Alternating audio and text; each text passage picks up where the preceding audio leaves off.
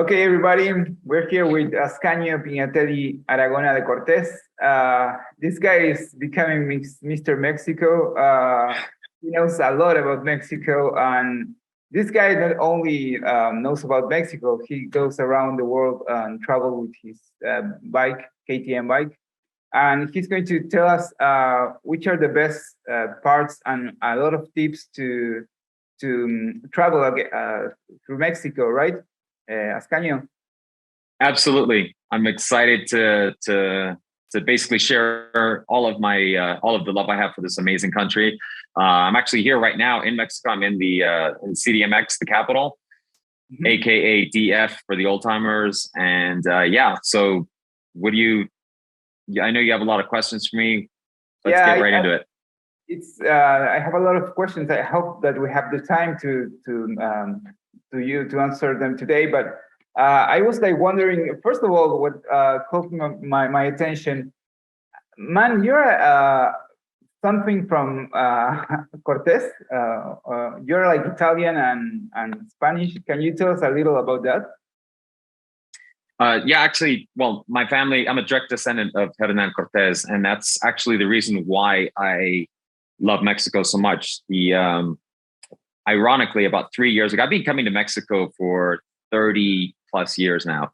Whoa. And since I was a baby, basically. And, the only two places I'd ever really been were Cabo San Lucas and Cozumel and Cancun and, just those areas. And I hadn't really seen Mexico, the real Mexico, because those are very commercial, touristy areas. And to me, they don't really count. I always make a joke about that when I'm speaking to audiences in Mexico.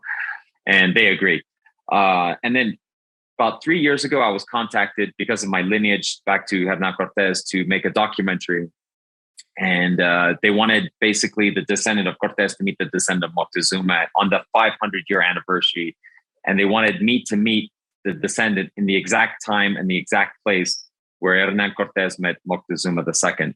And so I said, sure, it sounds like an interesting documentary. So that should be fun. So, I flew out 3 years ago. We started in Veracruz and we did this amazing road trip from Veracruz, basically following the path of Cortez, the same path that he took when he basically, conquered or invaded or whatever you want to say to Mexico, to Mexico. And along the route, we stopped in a town called Tlaxcala. And Tlaxcala was a very important place in the history of Mexico because that's where Cortez aligned with the Tlaxcalans. And the Tlaxcalans at the time were rebelling against the Aztecs. So you have to understand that at the time, Mexico was several different kingdoms. It was basically run by different chieftains and many empires everywhere. You had the Maya in the south, you had the Zapotecas in Oaxaca, you had the Mexica, you had the Tolteca, and then you had the Tlaxcalans and the Totonacs and all those, right? So there was all these different kingdoms, if you will, fighting against each other. Some were aligned with each other and some were, being rebelled. But obviously the Aztecs were the ones that were subjugating everybody, okay? And the Tlaxcalans were fighting against them. Anyway, I woke up this morning in this town. We arrived there late at night. And the next morning I woke up and I went to the balcony. And I looked and we were in a position where I got to see the whole town of Tlaxcala. Tlaxcala is a Pueblo Mágico. I didn't know it at the time, but it's called one of these Pueblo Mágicos. So Mexico has maybe about 130 or so Pueblo Mágicos, and which are basically charming, beautiful, magical little towns that are preserved. They have to meet all these different criteria. And they're very well kept and they're very clean and very beautiful to go. So they draw a lot of tourism. Tlaxcala is a big Pueblo Mágico. It's not a small one. It's one of the bigger ones. And it's actually a town.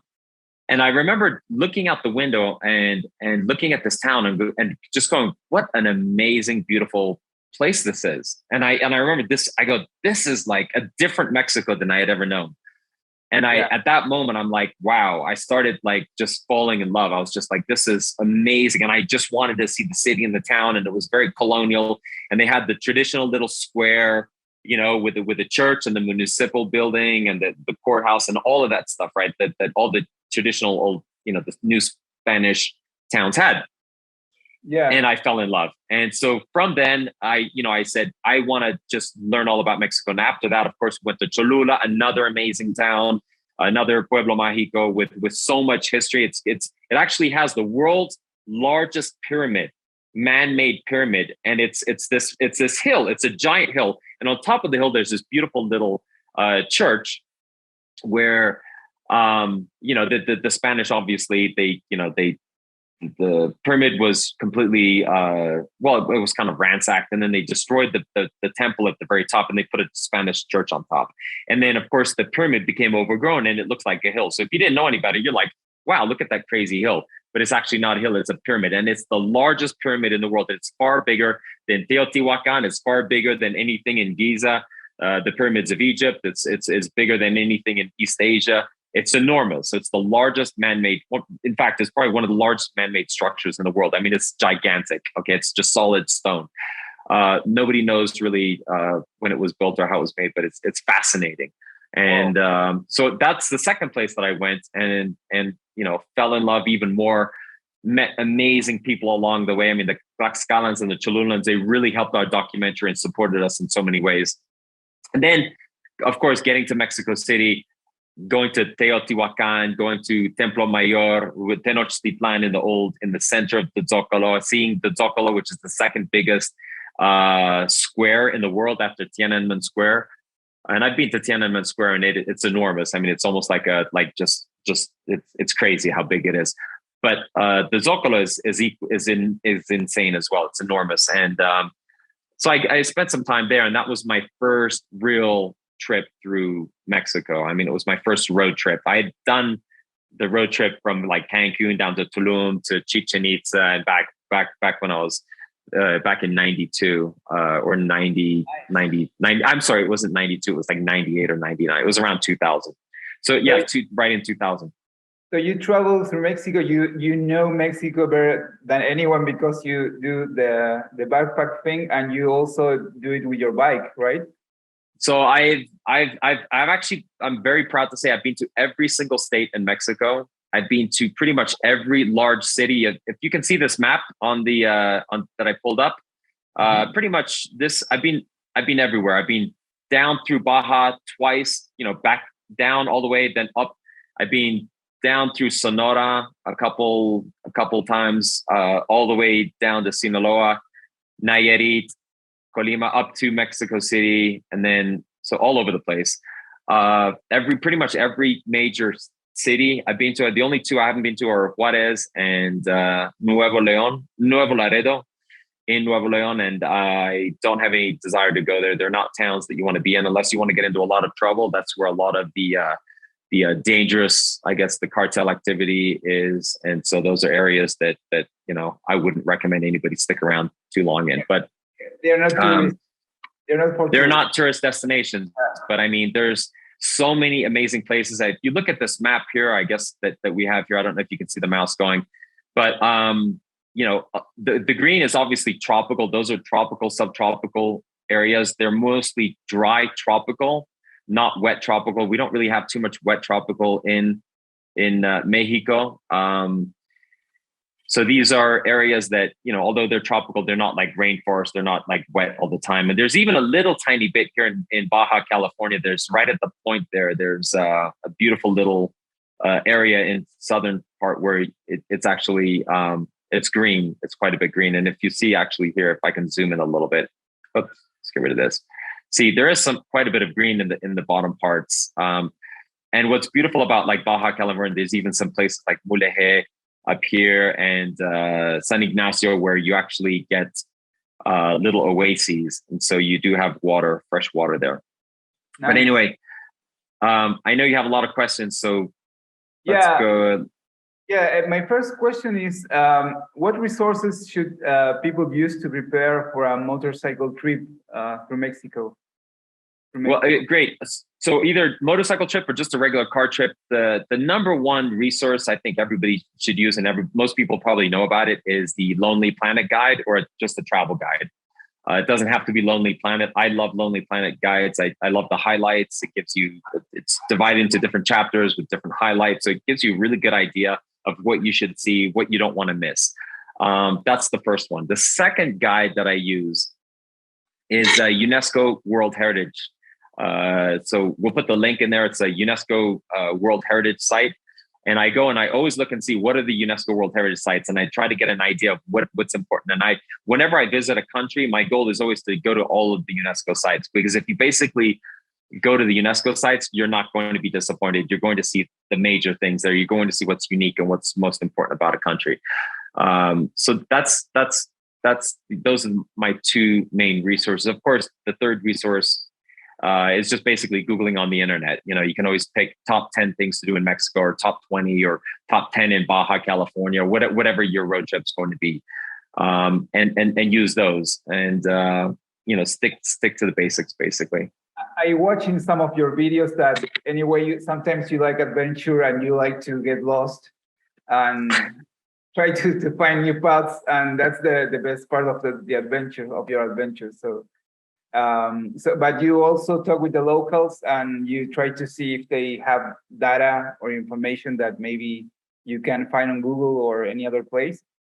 That's true. I mean, it's always good to talk to locals and find out, especially when it comes to hotels or restaurants. I mean, I for example, whenever I travel, I always, my main resource for lodging is always Booking. I use booking.com now. I used to use Airbnb, but it's basically it's not for Mexico. You definitely don't want to use Airbnb. If you're doing a very long extended stay, sure, maybe, but for one night, it's much better to use booking.com.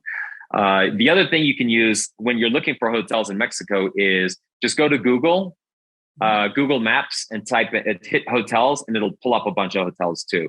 And then you can cross-reference. So for example, I've done so much traveling and I use Booking so much, I've got a very high level. I guess it's like the genius level 3.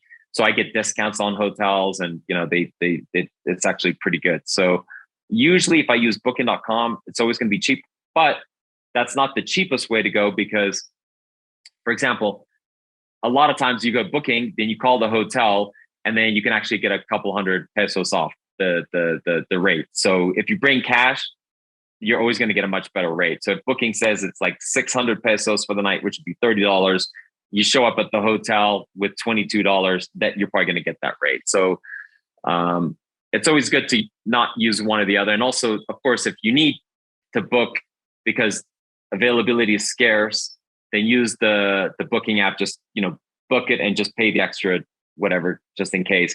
But a lot of times you'll find if you're going to a nicer hotel, Booking will give you a really good rate. Will give you a better rate than, for example, Google Maps or something, or just the website price. So it's always good to double check. Awesome, Ascanio. And what about the paperwork? Do you need to ride through Mexico? It's complicated. Actually, the only paperwork, if you're bringing in the car, you mean is that what you mean? Like if you're coming in by car? Yeah, or even if you're with your bike, your motorcycle, or your car. Great question. So for the most part, you do need a TIP, what's called a temporary import permit, if you're traveling in Mexico with your own vehicle. So if you're coming into Mexico with a car or with a motorcycle or an RV, you're going to need a TIP. If you're coming in with an RV, you can actually get a 10-year TIP, which basically means you don't need to, you can be all over Mexico, come in and out of the country, and you do the one-time fee. And it's usually around $500. I don't know how much it is for the 10-year, but you actually get, it's refunded to you. So you pay $400, you go online, you go TIP Mexico, whatever, you go to the Mexican site. It's a little complicated because it's all in Spanish. But it is doable, or you can do it at the border, which I wouldn't recommend. I would rather do it online. I've done it. I believe I've done it both ways, and it's much easier if you do it online, and it's not that hard, but it is in Spanish. So what they're going to ask for is a copy of the title. They're going to ask you for registration and insurance, I think, and a bunch of forms, and then you fill it all out, and then you're allowed to come in. And once you leave the country, you have to get the exit. You go to the aduana, and then you basically get the money back as you go out. That's if you go into Mexico. Okay, so basically, if you're within 25 miles of the border, you don't need it. It's basically a free zone. So you can pop into Mexico for 25 miles. Usually it's 25 to 50 miles. And I don't know, I think it's 25 miles. It might be 50 though. And you're okay. You don't need to. So basically, if the police stop you, it's not a big deal. if you go further into Mexico, and I'm not saying that I've done it before, but you technically can go. It's not like they're going to stop you or anything. But if you get caught without the proper permits, they can technically take your motorcycle or car away, or RV, if you don't have the proper paperwork. But you have to pay a fee to get it back, or you just forget about it? I don't know, because I've never come into the country without the proper paperwork and got caught. Good work.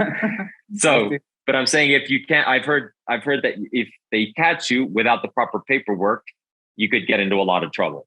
Okay. Yeah. So it's a risk reward ratio. Now, there is one big exception.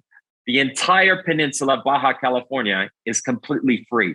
Okay. You don't on the map, this place. Yeah. So basically, all right. So let's look at Baja California. So basically, if you came in from Los Angeles or Phoenix or from New Mexico, rode in here and came all the way across, you could enter Baja California without any problem, without any, you don't need the TIP for all of the entire peninsula. So you could go all the way to Cabo San Lucas in your car from LA and not have a single problem. It's totally legal. Okay. You will not be able to take a car from here to Sinaloa or to here. There's another port here, I believe. There's actually two ports. One in what was it? I can't remember what it was. Los Mochis, I believe. And then the other port is Topolobampo, and then there's Mazatlan. So those are the two ports that you can actually take a ferry from La Paz to Mazatlan, or La Paz to Topolobampo, which is over here.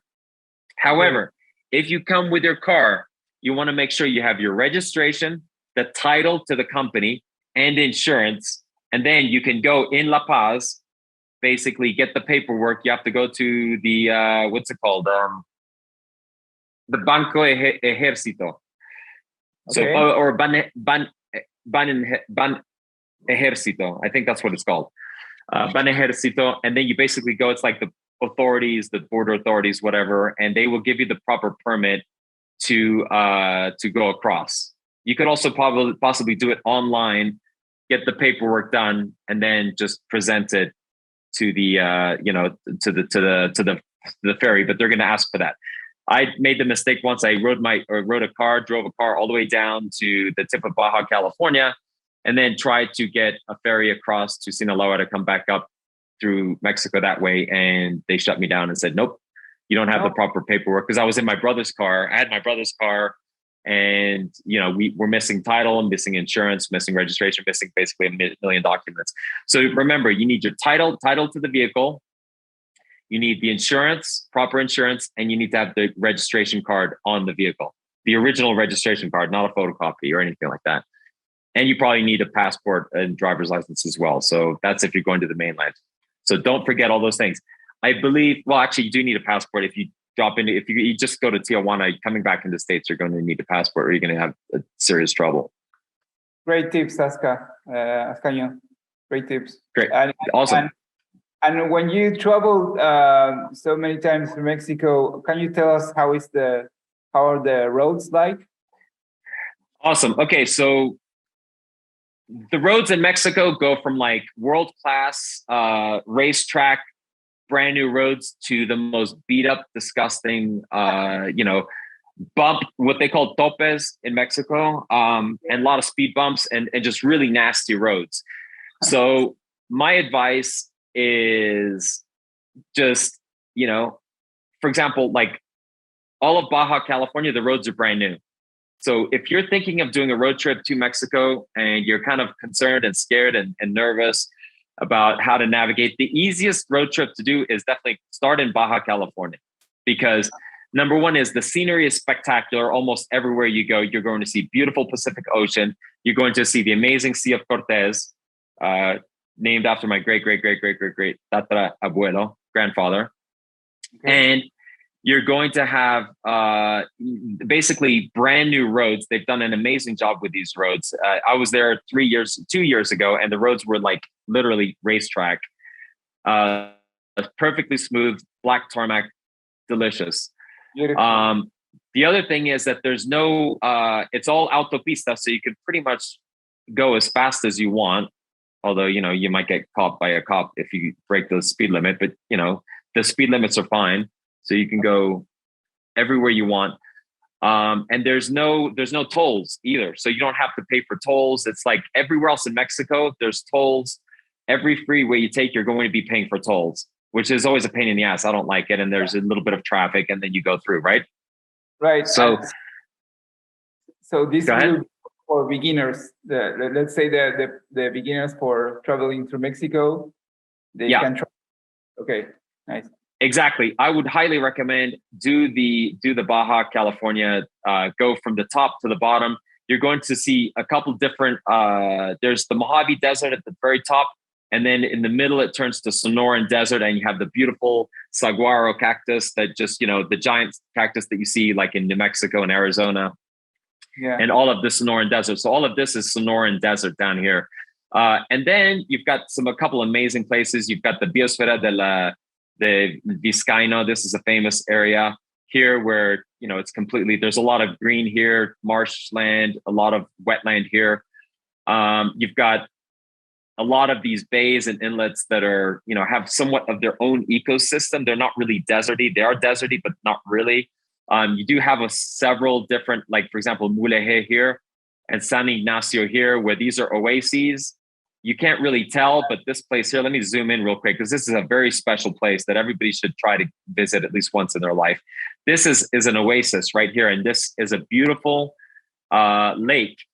And all of this is green. So it's like being an oasis in the middle of I don't know, like Saudi Arabia, the Arabian desert or something. And for example, here you've got camping. You've got, I think I stayed here at San Ignacio Springs Bed and Breakfast. And then you can basically take a kayak here, and then all of this is water. So you just basically kayak or canoe, all of this beautiful area. And it's an oasis in the middle of the desert. Absolutely stunning. You've got another one down here. I believe there's another oasis. Let's see here. There's another oasis down here in Mulegé. And here you've got all this. This is all green water, all fresh water coming down here, this river. And so they have actually great fresh water, and you can basically kayak and canoe all of this entire little inlet right here, which is absolutely amazing. So, I mean, there's a lot to do in Baja California. I mean, you could be there for 2 months. I was there for 5 weeks and barely we got to do everything, but I mean, and we were moving around quite a bit. I did stay some extended time in Ensenada, maybe 10 days there, which was also really nice. But again, you could easily spend 4 weeks to do the entire Baja California, and you wouldn't see all of it. Amazing, man. I love the way you describe it, because it makes you want to go there immediately. So this is one of the, how do you say, the, like a friendly place to do a travel the first time. Yeah. And which was the worst? Okay, and one more thing about Baja California, it's extremely safe. There's armed checkpoints all over the place. There's I think there was once or twice, there was a couple little incidents that happened down in Cabo San Lucas, as far as cartels are concerned. But Baja California is a very safe peninsula. A lot of, like I said, a lot of military. They do have checkpoints there. I never felt at any point in Baja California did I feel like there was any kind of a security issue.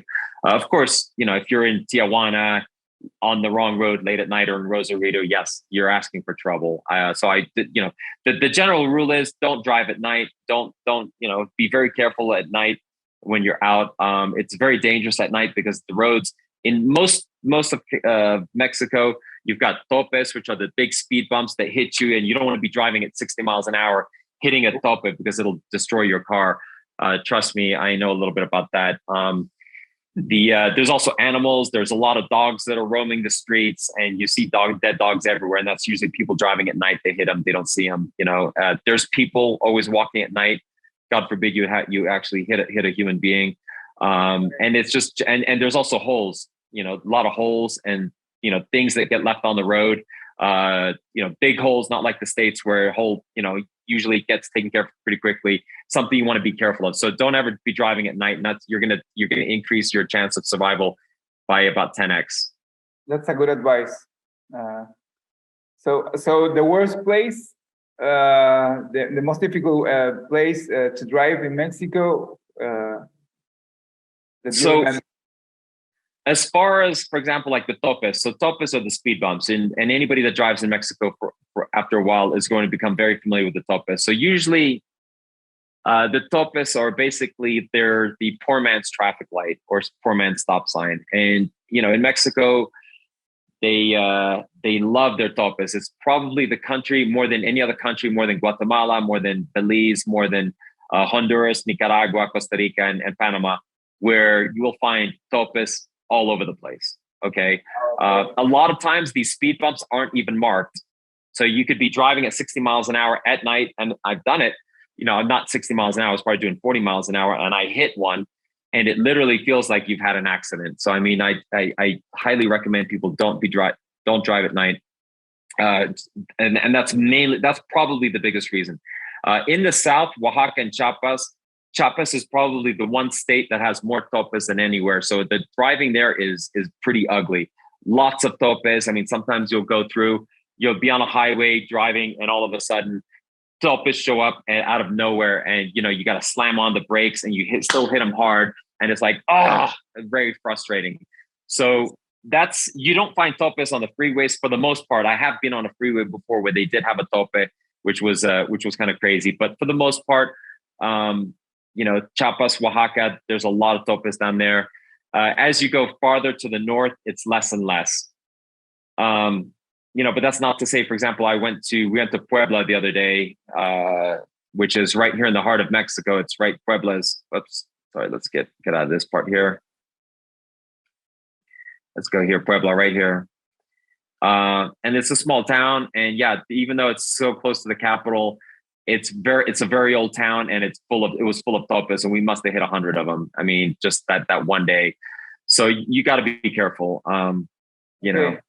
You know, I was going to make you like 2 questions, and you already answered, I think, but I was going to ask you, what can people do to ensure their safety while riding a motorcycle through Mexico?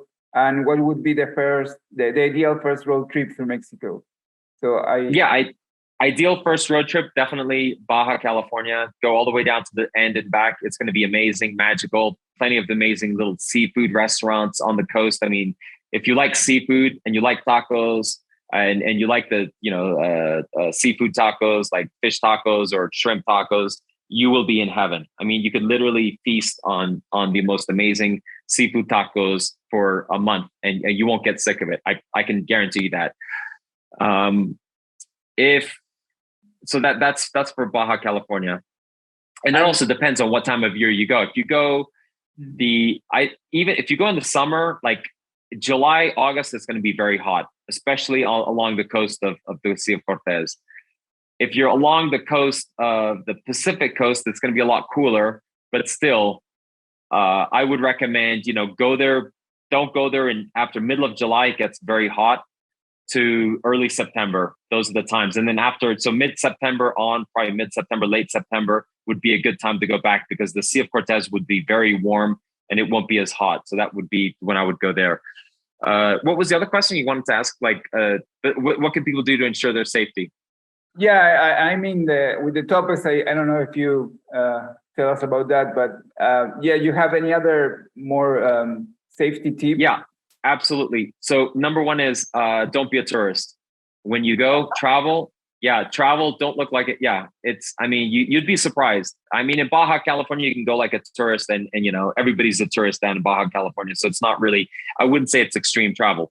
But once you get to Sinaloa, Nayarit, Guerrero and Michoacan, like down in this part, and Colima, this is a whole different ballgame. You know, these areas here, you know, you don't want to be in a fancy car looking like a tourist, and because you're going to be marked all the time. Nice. What one thing people should need to know is that once you enter, like for example, like Sinaloa, Nayarit, all the coastal areas, people know you're there. Okay, so you are marked right off the get-go. So don't think you can slide in, that you're going to drive in casually, park at a hotel, and no one's going to know you're there. They've got scouts. When I mean I understand you know who I'm talking about. They have scouts everywhere. And the moment somebody comes in, if it's a hostile enemy, they're going to, that's why you don't see people coming, you know what I mean? It happens from time to time, and then there's a huge war. But, cartels have people everywhere, and they know everything that's going on. So your movements it's like the secret police in ancient, not ancient, in East Germany back in the day, before the wall came down. They knew everything that was going on with everybody. So just understand that. So if you come in, you come in with a lot of flash and cash, and make yourself invisible, you're asking for trouble. So low profile, that would be the keep a low profile, be friendly, and don't raise too many red flags. Right. Okay. Also, with money, cards, wallets, I always, if you've got cash, hide it somewhere else. Keep some cash in your wallet. If you get held up at gunpoint and they want to take your cash, at least they don't take everything. And always have a spare card. I travel when I'm on my road trips. I always carry 2 cards, and I keep one hidden. And I will actually have 3 cards. 2 are from the same bank, and then one's from a different bank. So if they steal, one card and they go to their cash machine, I can block that card, and then at least I have another card with other cash hidden separately. And I always have dollars as well, just in case, because right. Dollars are pretty much universal. There's a couple countries where they don't really want your dollars, but for the most part, US dollars are good. Okay, great advice. And also copies of everything, your passport, digital copies of your passport, digital copies and paper copies of your passport, your registration, the title of your car or motorcycle or RV, and all of that. And just also make sure that, you don't park at night on the streets, because, there's horror stories where, your car, there's no reason to ever leave your car on the street. Like, if you're in a sketchy place. Now, yes, I have left my both my car and my motorcycle on streets before. Motorcycle is usually, you don't really need to, because you can usually drive it in. What's cool about Mexico is that if you go to a hotel and there's no parking, they'll let you ride your motorcycle inside the hotel. It doesn't matter how fancy it is or whatever. They'll always let you to put it in there. Okay, so if you get to a hotel, first thing you ask them, ¿puedo estacionar en el hotel? Or, can I park it in the hotel? And usually they'll say yes, or they'll say we have private parking across the street or somewhere. And once in a while, you might have to pay 10 pesos or 15 pesos, which is like $1 or 50 cents to park it somewhere else. But usually it's included in the price. So it's not a problem. Well, that's a great advice, because, Ascanio, I watching YouTube, one of the most asked questions for the bike travelers is where do you put your bike at night? That was one of the most. Yeah. Okay, so thanks, Ascanio. And so my next question is, how do you plan, or did you plan your trips through Mexico? Yeah, well, again, I have a lot of friends, so usually I'll maybe say, okay, I want to go see a friend. I've got good friends in Torreon. I've got friends in Guadalajara, friends in Mexico City, friends in Oaxaca, Monterey. So, usually it's easy for me to, kind of plan trips around, like to go see people, and then I'll pick. But again, like I said, Lonely Planet book number 1 is, use that book, go to the highlights, look at the regions. What is it? Always travel with a theme. Okay. So I think for most motorcycle riders, the theme's going to be, just best motorcycling roads. Okay. So they want to see roads with twisties. They want roads with twisties in the mountains, on the ocean, beautiful places that you can travel, 6 hours a day, 5 hours a day of riding. And then you get to a nice town where you can, decompress, or maybe do the thing, right? So, I mean, everybody travels differently, right? So motorcycle riders are going to be traveling different than, for example, families, because maybe families want to do more kid stuff. They want to maybe see more towns, and they're not interested in having, really cool roads, like amazing scenic roads. Okay. Right. So I travel, again, differently. I used to, when I was rock climbing a lot, when I was traveling in the States, it was always about, finding the climbing destinations and doing road trips like that, or might be camping. So, for example, a lot of motorcyclists, if they want to camp, you don't need to camp in Mexico, because there's, I've I don't even think I've done a single day of camping in Mexico now that I think about it. Pretty much, if I have, I can't even remember it. But I mean, because there's always a place you can stay in Mexico. So, for example, in the States, the price to camp is a lot cheaper than the price of a hotel. Usually hotels in the States, they're $100 is not uncommon, right? Unless you want to stay at like a Motel 6. In Mexico, for $30, you can stay in a really nice hotel. Okay, I've stayed in, the cheapest hotel I stayed in Mexico, I think was like $10 or something. And it's, basic, but it was fine. No big deal. Perfect. It had everything I needed. And, I've stayed in hotels where, here in Mexico City where, I've spent $100, but it was a really nice hotel, but if it was in the States, it would be like a $300 hotel. If it was in like Los Angeles or New York, you're not going to stay in a room like that in New York for under $600. You know what I mean? So why camp? If you really want to, like Baja would be a great place to camp. There, it's a little bit different. You always want to ask permission. There are a few places you can camp for free. And again, if you're by yourself, solo might not be the best idea. But if you're with some friends, if there's 2 or 3 of you and you guys go and you keep the bikes together, you could probably find a lot of places in Baja where you could actually camp on, if you wanted to camp on a private beach or something. But usually they have like a hut. There's always somebody with a hut somewhere and, a little private beach, and they're going to ask you. So it'd be very unrealistic to think that you're going to camp on a beach and somebody's not going to hit you up for 50 pesos. You know what I mean? So expect to pay them. And then you get the added benefit of some security, because they're like, okay, if you pay them 50 pesos, there's usually going to be somebody around so that you're not going to get rousted. But it's not like the US where the police are going to come hassle you. It's more like the locals going to say, you know what? Yeah, can you, if you want to camp here tonight, it's going to cost you 100 pesos or 50 pesos, whatever it is. Right. Yeah. Well, that is a great tip. So it's not worth it to go camping except you like it. You can.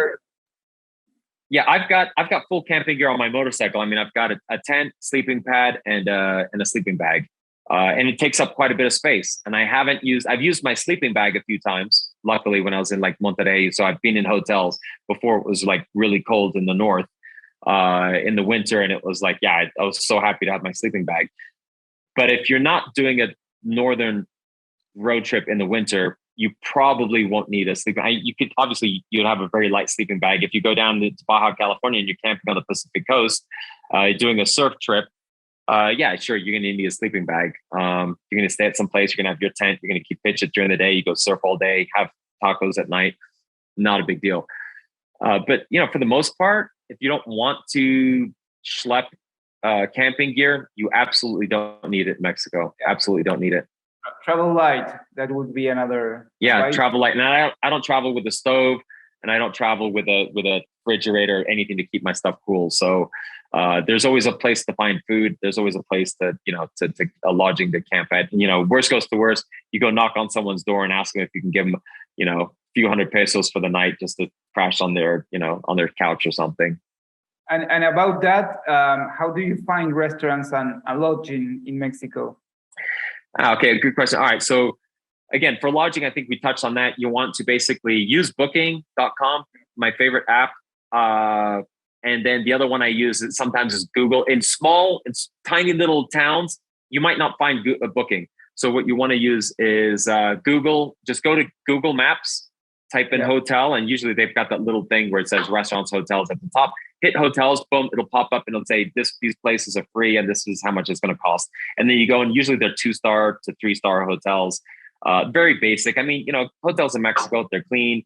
They're for the most part.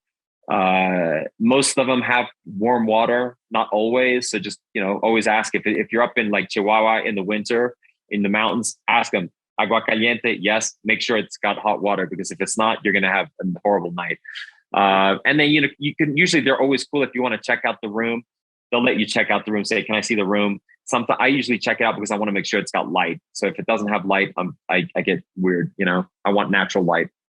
Okay. So Google Maps and Lonely Planet don't fail. That is Lonely Planet will always give you an advice, but don't use Lonely Planet. It's always not for hotels and restaurants. I mean, once in a while they'll have a good restaurant that like a must-do restaurant, and I will go to those ones. I'll try to go to those, but I use Google. I go on Google restaurants. I always make sure which are the highest ratings, and then like show list highest ratings and number of reviews. If it's got a 5.0 and there's 2 reviews, I don't go to it because it's worthless. But if it's got like a couple hundred reviews, or if it's got more reviews than everything else in the small town, then that's where I usually go. And that's where you're going to find the best restaurant. Great. And Ascanio, what are the people like in Mexico? Can you tell us about that? I absolutely love Mexicans. They're some of my favorite people. They're almost always friendly. They're, unless you're in a car and you cut somebody off, or you get in Mexico City, if you're driving in a car, you definitely wouldn't say they're friend. They get like LA attitude. Everybody's kind of anxious and on top of each other. So that doesn't count. But the once you leave the main cities and you go to the small pueblos and whatnot, the people are amazing. You can ask anybody anytime. Like I said, I've never ever not felt safe in Mexico. Never. I mean, and I've been here. I've spent over a year in Mexico. I've driven over 30,000 kilometers all over Mexico on a motorcycle, in cars, in buses, on boats. So I know this country pretty well. And different areas. Sure, the people are definitely different. I would say the indigenous people are maybe more reserved. They're not like the super friendly, but they're also extremely polite. They're extremely respectful. They're just more conservative and just more, more reserved. So you're not going to find them laughing and chuckling and screaming and, like the party type people that are, you might find more like the touristy people that cater to the tourists that are always like, hey, amigo, blah, blah, blah, that kind of thing. So you have those 2 extremes, right? And then in the middle, you just have a lot of really great people that, if you ever need help, they'll usually stop, especially if you're a foreigner, you're a tourist, they're going to want to make sure that they take care of the people. Cause, for the 99.99% of the Mexican population are amazing people that will always stop, that will always be there to help you. And then, unfortunately, most of the people in the States hear about the 0.001%, the criminals that do the bad stuff. And that's their image. But of course, it makes sense. Always be prudent, be cautious, have your wits with you. Don't be too flashy. And, for the most part, I'd say it's no more dangerous than any other place in the world. And you, Ascanio, have already visited how many countries yet? Countries like 54, 55, something like that. But yeah, well, I think it's like a quarter of the countries on the planet. So I don't, it's 1 out of 4. But the thing is that most of the countries that I visited pretty well. In other words, I know them really well. Like there's a few countries that I've been to that I'd say I don't really know too well. One, even like England. I lived in England for 7 years. And I would say I honestly don't know England at all. I know London really well because I spent all my time there, but I don't know the country of England at all. But for example, Mexico, I've been to every state. I mean, the USA, I've been traveling all over the USA for the last 8 years, in a motorhome, 6 months out of the year, just moving around almost every few days. Italy, I know extremely well. I mean, I know all of Central America. So like I said, most of the countries that I've been to, I do know pretty well. So, Great. Yeah. Well, so my next question is, I don't know if we already talked about this before, but what are the greatest dangers while riding or driving through Mexico? I think that, you told me something before.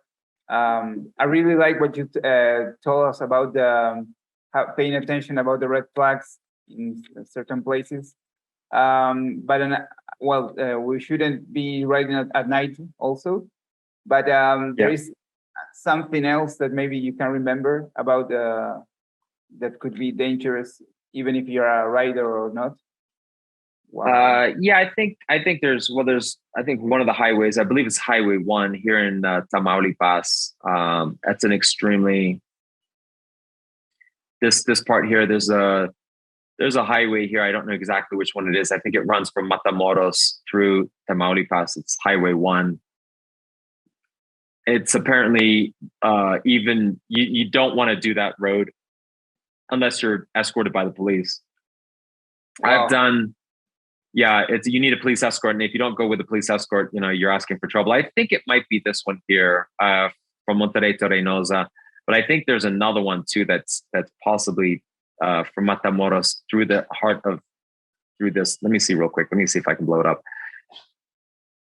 Where's that freeway? It might be this one here. This one here. I think this one here, San Fernando, goes to Ciudad Victoria. So from Ciudad Victoria, this is probably one of the most dangerous highways in the world. It's basically, there's armed guards that will actually stop vehicles, pull people out. There's been kidnappings. And I believe this road here that goes through General Francisco Villa, San Fernando, all of this, and it starts in Ciudad Victoria. I've done this one here. I've done this highway here through Linares, from Monterey down to Linares, and through Tamaulipas. Let's see, down to Ciudad Victoria. Came through here, and then I went down to here, and I went to Reserva de la Biosfera del Cielo, I think. So I've done that whole part, and I've done this part here, this upper part here from Monterey to Nuevo Laredo. So this was pretty far as far as a highway is concerned. I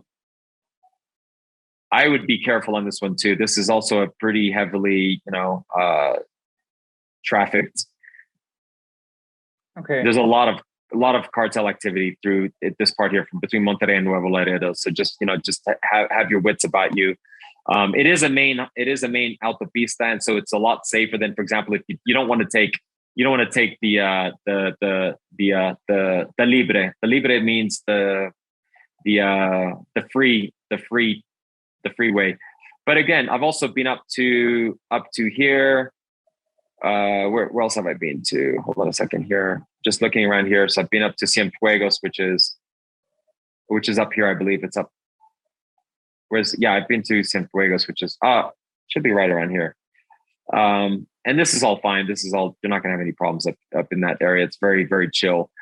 But again, just be careful. This would be one area I'd be a little bit cautious about. So I basically came in on a motorcycle, and I tried to get through as quickly as possible to get down to Monterey. I did make the silly mistake of stopping on the side of the highway, on the freeway.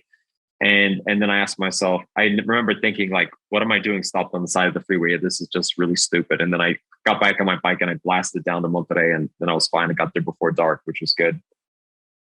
You should talk about the trips and the Cuatro Ciénegas, that's what I meant. Cuatro Ciénegas. Yeah, this is one of the most amazing places with these amazing sand dunes everywhere. All this is fantastic.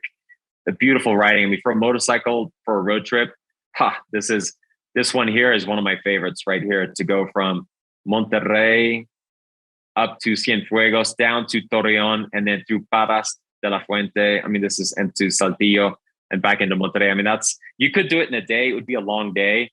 But I'm sure a lot of guys on motorcycles do that road trip because it's just pretty cool. And you could actually skip Torreón, and just basically there's a road you could skip through, so you just go all this way. Mapimi too is also a Pueblo Mágico in Durango, so you can actually hit like several different states. You go from Nuevo Laredo to Coahuila to Durango, and then back into Nuevo León.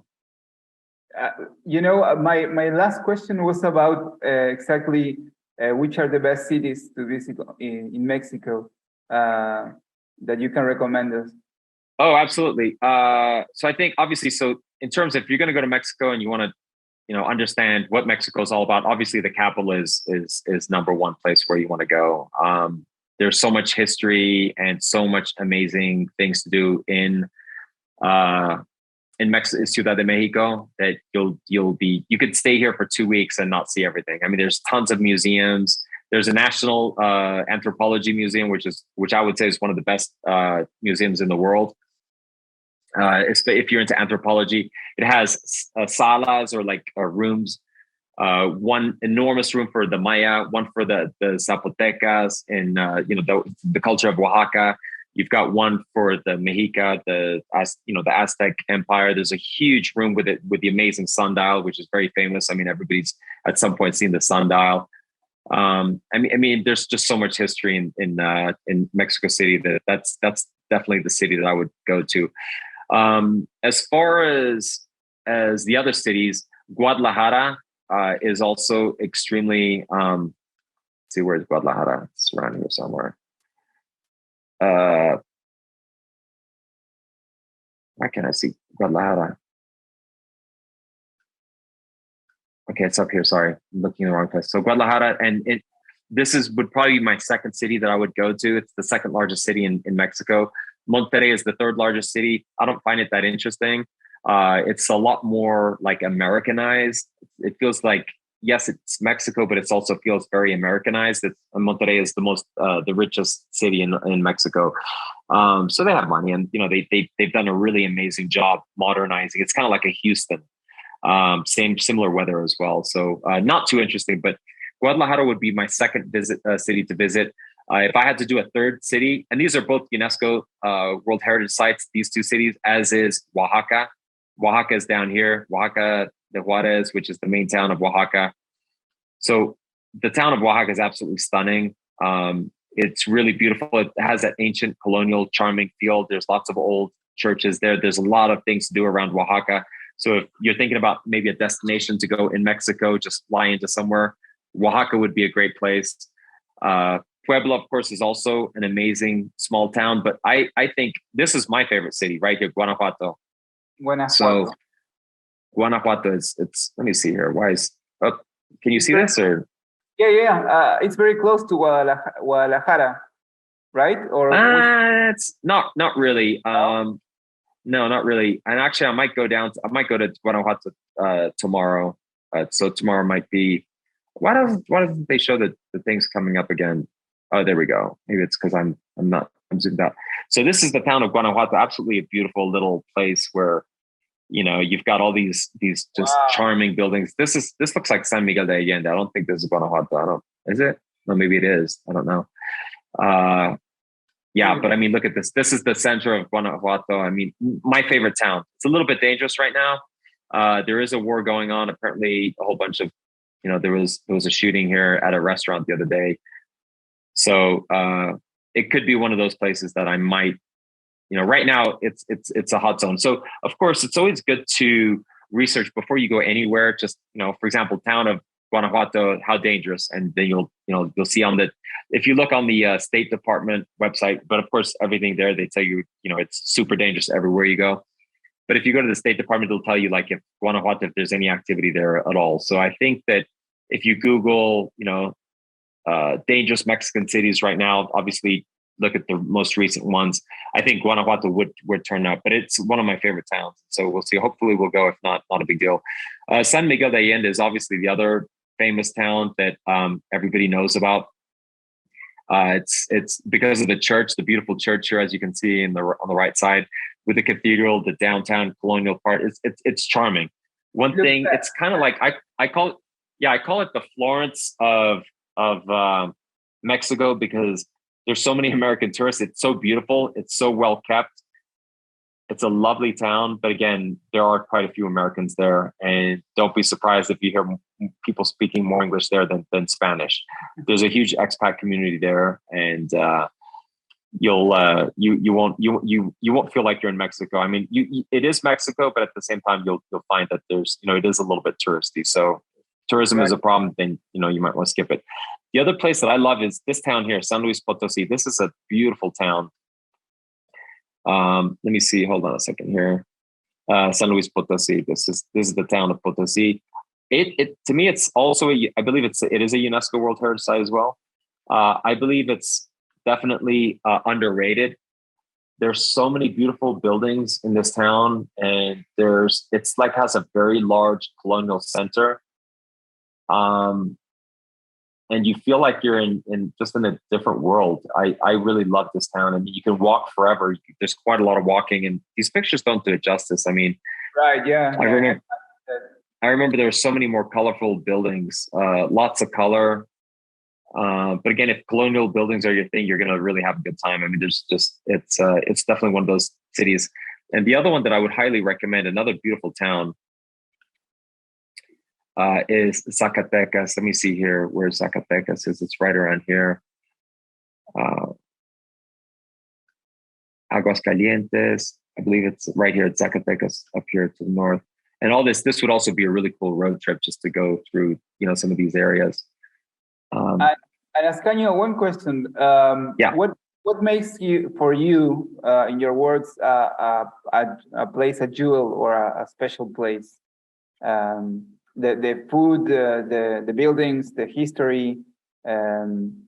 What is it that makes it like something special or different for you? It's a lot of things. I mean, for me, obviously the scenery, the history and the scenery of a town and how well it's kept are extremely important. All of these towns, these are all UNESCO World Heritage Sites. All of the towns that we talked about, you're not going to go to any one of them and feel that you're not impressed. I mean, every one of these is, even also Aguascalientes, which is down here, which I'm not a huge fan of, but it is another town that you could definitely do. For example, if you do a road trip through all of this area, you could hit all of these towns, and you would not be disappointed at all. One of the other really beautiful towns is Morelia, right here. Let me show you this real quick. It's also a UNESCO World Heritage Site. It's a phenomenal town, very beautiful, full of colonial history. I mean, look at this. Look how well it's kept. The center is absolutely amazing. I remember the food was really, really good. But I mean, everywhere in Mexico, I think for the most part, the food is good. It's hard to get a bad meal anywhere in Mexico. Not that it doesn't happen, but this is a really nice town, and there's so much still to see. I went there during the pandemic, and there was a lot of places that were still closed. But it's a phenomenal town. It's also a UNESCO World Heritage Site, of course. And again, all of these are just towns that are begging to be explored, and every one of these cities is more interesting than almost any city in the U.S., to be honest. If you're into culture and history, they're all very important towns. Of course, then there's the Pueblos Mágicos, like for example, Real de Catorce, which is where's the Real de Catorce? It's up here somewhere. I mean, that would be like an amazing, those are tiny little towns, like old mining towns where they basically built these, out of nothing, and it's amazing. Right. There's also Pasco down at the south here. Yeah. Amazing. I guess we could talk forever about these towns. I mean, there's so much to see in Mexico. Sure. Yeah, I have a lot. What I would suggest, I would say if you have any more questions, definitely leave them in the comments. And for people, if for those of you that are interested, leave me a comment, and I'll definitely answer your comments if you have any questions specifically about Mexico, about restaurants, about whatever. On my Instagram feed, Ascanio Adventure, which is the same as the YouTube channel, there's all kinds of, I always take pictures of food. I take pictures of, the places that I go. And so there's a lot more of that. So people, the foodies that are on here on YouTube, if they're interested, they should definitely follow me on Instagram, because I always post the best restaurants and all the meals. And so you can check that out. And then what I was going to say is, I think you wanted to do an interview as well for maybe Belize, right? Belize and Guatemala, and do all the countries that I've been to. And you want a full review of those too, right? Yes, I would love to do that, and also to know more about the other places in Central America and all the information that you have. I think it's like really cool for people that goes to these places the first time. So I would love to do that in another interview. Well, I know Belize somewhat, but I know Guatemala really well. I've been all over Guatemala. I've rode 2,500 kilometers through Guatemala, which doesn't sound like a lot, but it's not that big of a country. You can see it's about the size of Tabasco, and I'm sorry, the size of like Chiapas and Tabasco, like this whole area combined. So it's not a huge area. but I've been there a lot, and there's a lot of amazing places in Guatemala that people will be very surprised. So I think if you're not a member or not a subscriber yet, hit that subscribe button so you'll be notified. We're going to try and do some of these live as well, so we can answer questions on the fly. But for example, like Flores, once you see some pictures of Flores and Antigua and Atitlan, Lake Atitlan here, and some of the volcanoes there that you can do, you're going to be very surprised. You don't want to miss that one, because Guatemala has a special place in my heart. It's a beautiful little country with a lot of just ancient culture, and it's the Maya there are thriving. It's like Maya country. So great. Looking forward to that one. Amazing. And okay, Ascanio, I am waiting to do the interview and share to your subscribers and followers. And any more to say about this trip to Mexico, or something to remember? I can't think of anything. I think we've covered a ton, and had a lot of fun, and hope to catch you on the next one. We'll do Belize next, I think, because that was the second place that I went after spending 2 months in Mexico at the beginning of the year. And this is my fifth trip to Mexico, fourth or fifth trip this year. So I'm already past 3 months here. So it's been a good year, and we're not even close to the end yet. Awesome. So Ascanio, let's say goodbye to the subscribers and followers, and the new people too that is going to subscribe. And thank you so much for all this information. My pleasure, man. It was great to chat with you. Thank you, Luis, and I will see you out there very soon.